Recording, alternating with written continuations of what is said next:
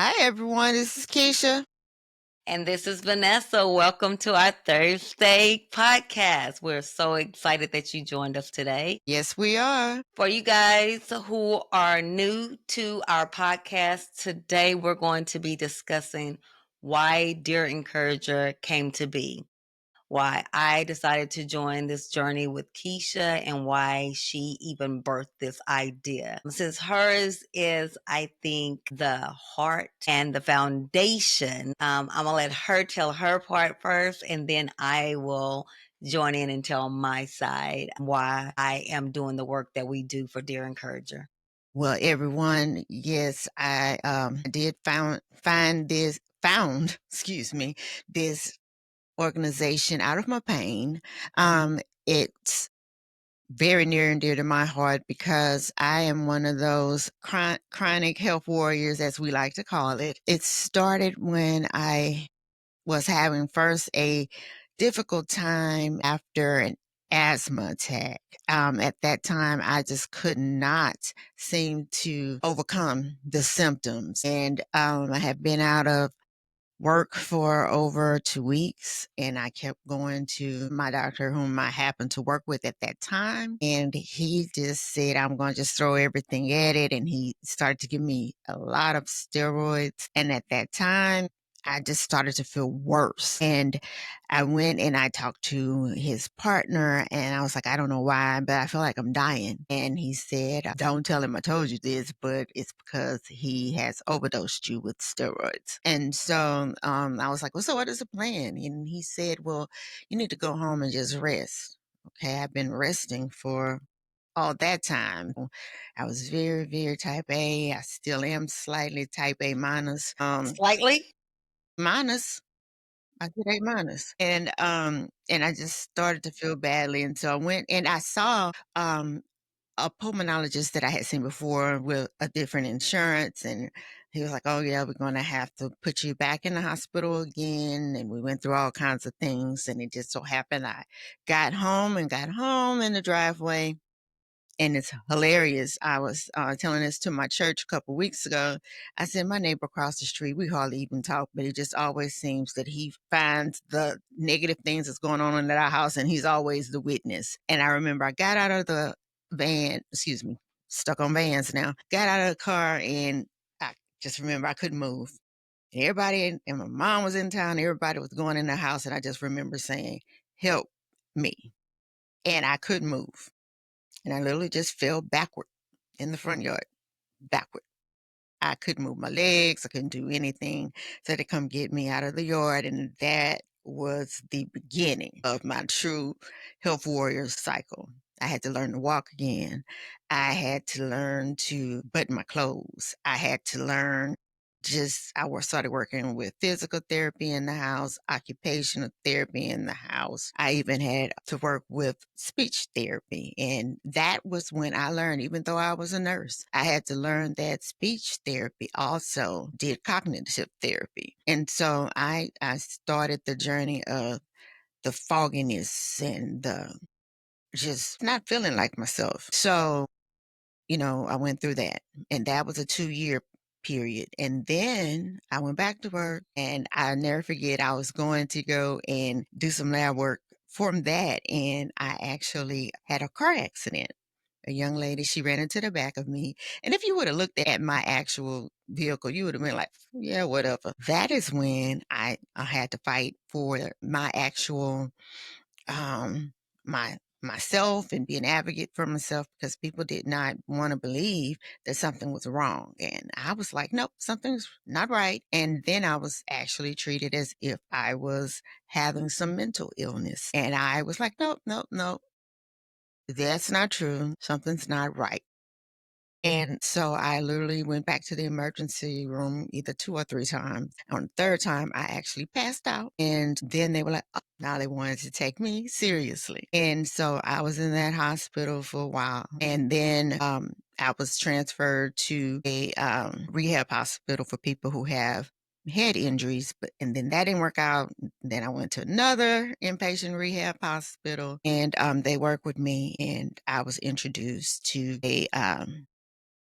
a very unique outpatient rehab program, and I was very thankful for that because I truly believe if I hadn't have been introduced to them, I wouldn't have made it this far. And so with that, I did their programs, and then I found out about a diagnosis called post concussive eye syndrome. And so I just remember in that time, my actual neurologist didn't even believe in it. When I did that, I went, it was expensive, but it was worth it. I found out that in that time, everything that they were saying was true. And then I became an advocate then for concussive syndromes because most people don't listen to people when they say it because the concussive syndromes are invisible. You know, you don't see it. You don't put a cast on it. You don't put a splint on it. It's not a cut. It's all invisible. So while I was at home and dealing with all the different things and all the biases related to concussive syndromes, I had to go through a lot and I needed a lot of actual transportation to therapy because my husband had actually just started a new job. He was on probation. I had to get my mom to come here from small town Louisiana and drive in Austin's terrible traffic. And I thank her for that because I know it was overcoming.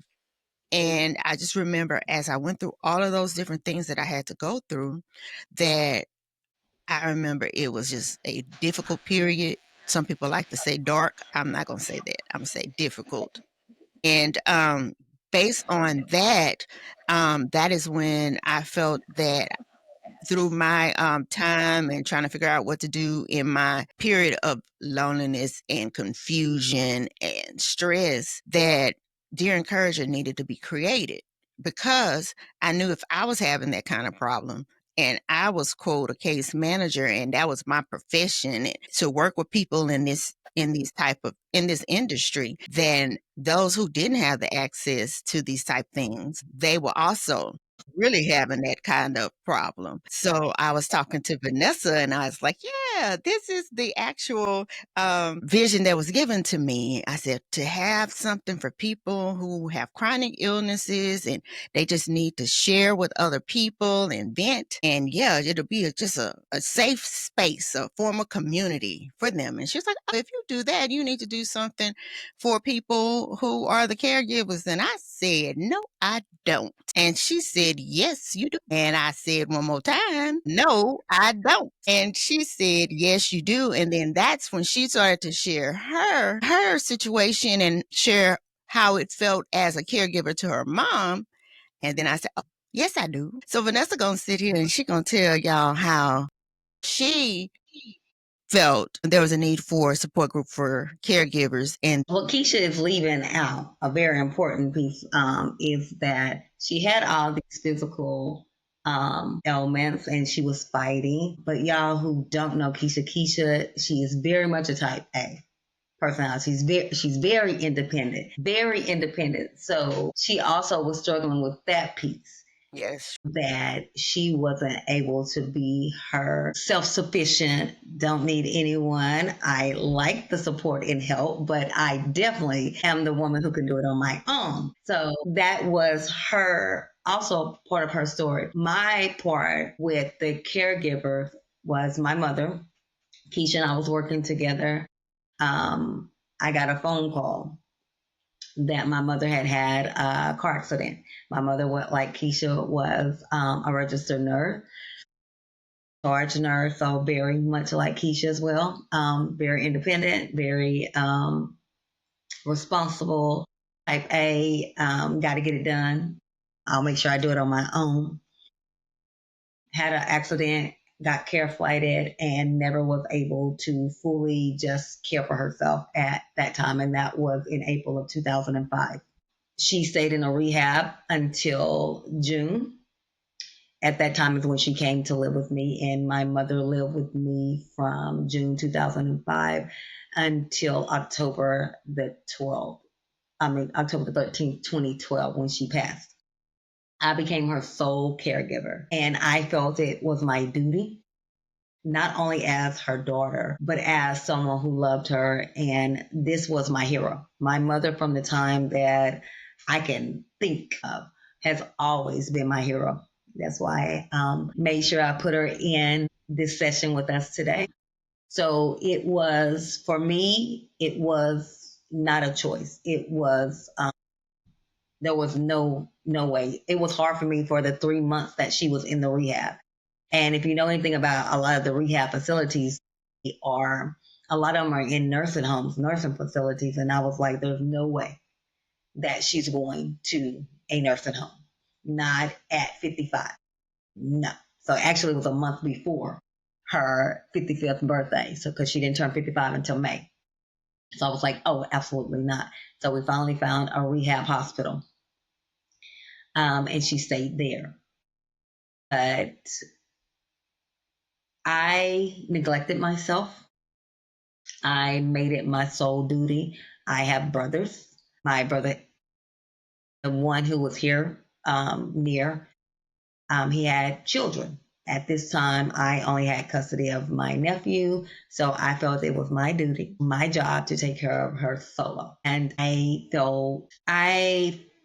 felt it was insensitive of me, I'm going to use that word, to ask my brother to help me in difficult times, because I was like, he has his wife, he has his children, he has so much on his plate. So I made myself the sacrificial lamb.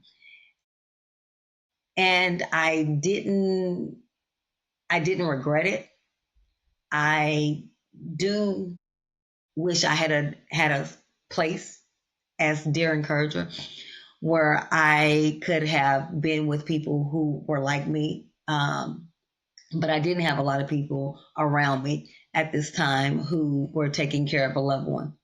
So I was just going from what I felt I needed to do and what I felt I should do as a daughter, as a family member. This is a woman who had taken care of me all my life. How dare I not take care of her?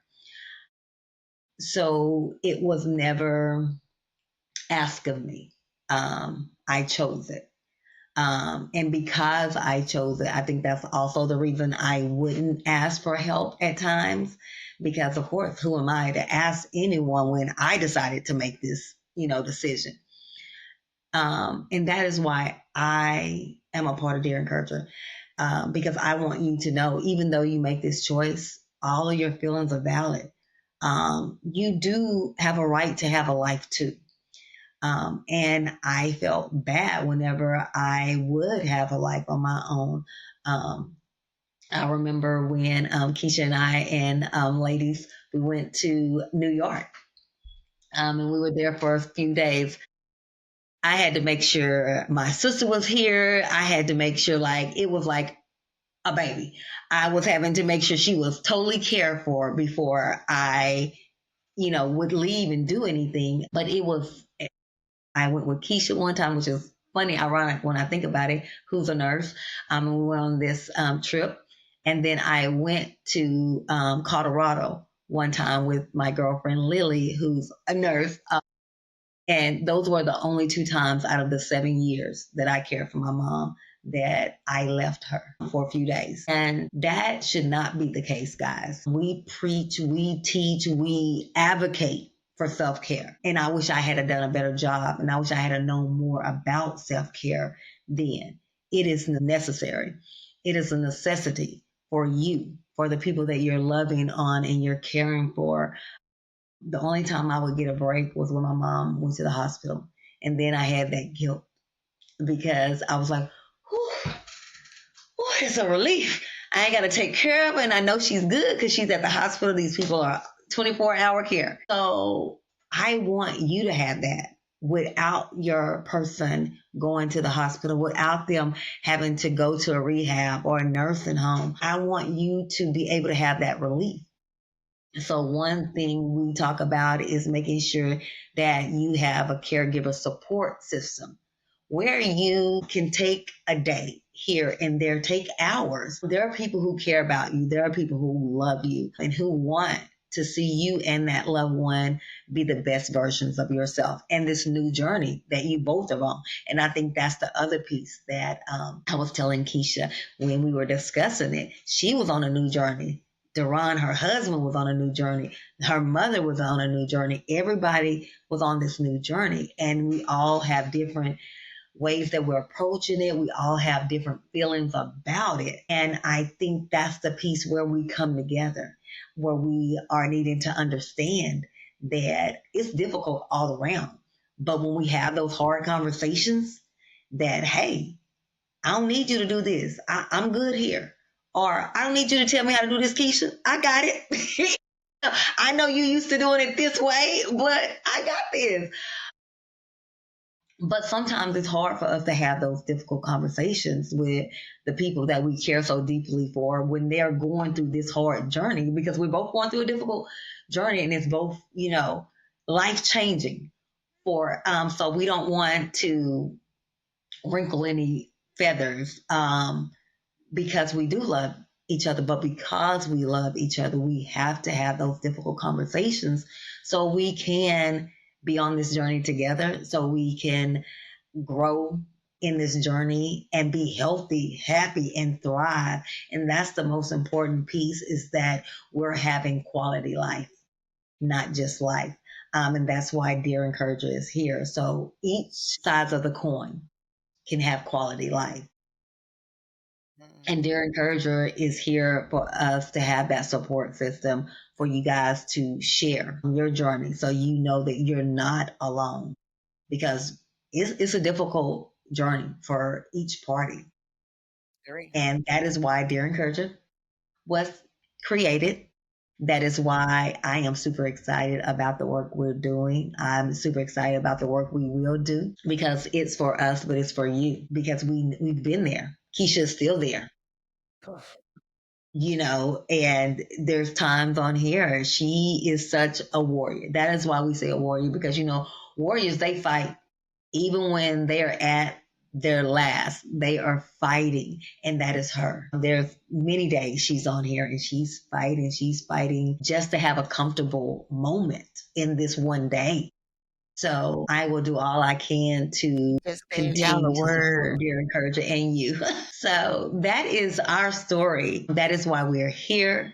We're here Yes. for you guys, and you're not alone. That is the most important thing that we want you guys to understand, is that you're not alone on this journey, and we're here to help you to be a part of that support system for you. Yes, we are. You know, and the main thing is do not feel embarrassed. That's the main thing. There's nothing to be embarrassed about, either if you're a health warrior or if you're a caregiver. Don't be embarrassed. We all need help. Everybody has moments of weakness. Don't be embarrassed about it. Stand on it, speak on it, because if you don't get recharged, you can't help anybody else.